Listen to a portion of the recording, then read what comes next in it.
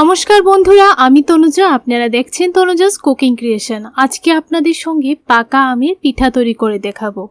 और এই পিঠাগুলি এতটা ক্রিস্পি হয়, ভিতরটা ততটাই সফট হয়, খেতে তো ভীষণ ভালো লাগে। দেখুন আপনাদেরকে একটা পিঠা ভেঙে দেখিয়ে দিচ্ছি যে কতটা ক্রিস্পি এবং ভেতরটা সফট হয়।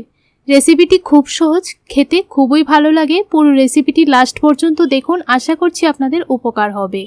আর ভিডিওটি ভালো লাগলে প্লিজ চ্যানেলটিকে সাবস্ক্রাইব করে আমার পাশে থাকবেন। তাহলে চলুন বন্ধুরা রেসিপিটি দেখে নেওয়া যাক। এখানে একটা মিক্সি জার নিয়ে নিলাম আর 1 কাপ দিয়ে দিচ্ছি আতপ চাল। চালটাকে আমি 2 ঘন্টা আগে ভিজিয়ে রেখে দিয়েছিলাম, তাহলে চালটা খুব ভালো করে নরম হয়ে যায়। এবার অল্প একটু জল দিয়ে দিলাম। এখন আমি 1 কাপ দিয়ে দিচ্ছি চিনি। এবার মিহি একটা পেস্ট তৈরি করে নেব। আর চিনিটা চালের সঙ্গে দিলে কিন্তু ভালো করে পেস্ট হয়ে যায়। দেখুন একটা বাউলের মধ্যে পেস্টটা নামিয়ে নিলাম। এবার 1 কাপ দিয়ে দিলাম সুজি। এবার সুজিটাকে খুব ভালো করে ডোটার সঙ্গে মিশিয়ে নিতে হবে, তাহলে সুজিটা ভালো করে কিন্তু ফুলে যাবে। দেখুন ভালো করে মিশিয়ে নিলাম। এবার 5 মিনিটের জন্য রেস্টে রেখে দেব। 5 মিনিট পর হাফ কাপ দিয়ে দিলাম নারিকেলের কুড়া। নারিকেল কুড়াটা দিয়ে ভালো করে মিশিয়ে নিয়েছি। এবার 1 কাপ দিয়ে দিচ্ছি ময়দা। ময়দাটা দিয়ে ভালো করে মিশিয়ে নিতে হবে।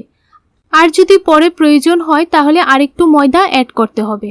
দেখুন ভালো করে মিশিয়ে নিলাম। এবার একটা আম নিয়ে আমটাকে মিহি একটা পেস্ট তৈরি করে নেব। ততক্ষণে সুজির ডোটা খুব ভালোভাবে সেট হয়ে যাবে। একটা আম কেটে একটা মিক্সি জারের মধ্যে নিয়ে নিলাম।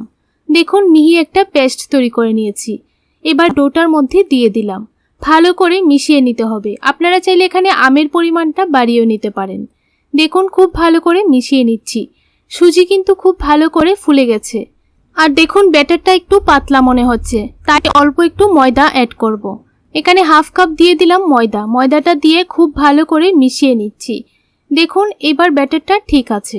এবার চুলার মধ্যে আগে থেকেই একটা কড়াইয়ের মধ্যে তেল গরম হবার জন্য বসিয়ে রেখে দিয়েছিলাম।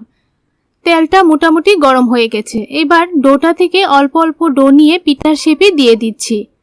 দেখুন ছোট ছোট করে বড়া দিয়ে দিলাম। এবার হালকা আঁচে ভালো করে ভেজে নামিয়ে নিতে হবে। যখন লাল লাল হয়ে যাবে তখনই নামিয়ে নিতে হবে। সেম ভাবে সবগুলি পিঠে তৈরি করে নেব।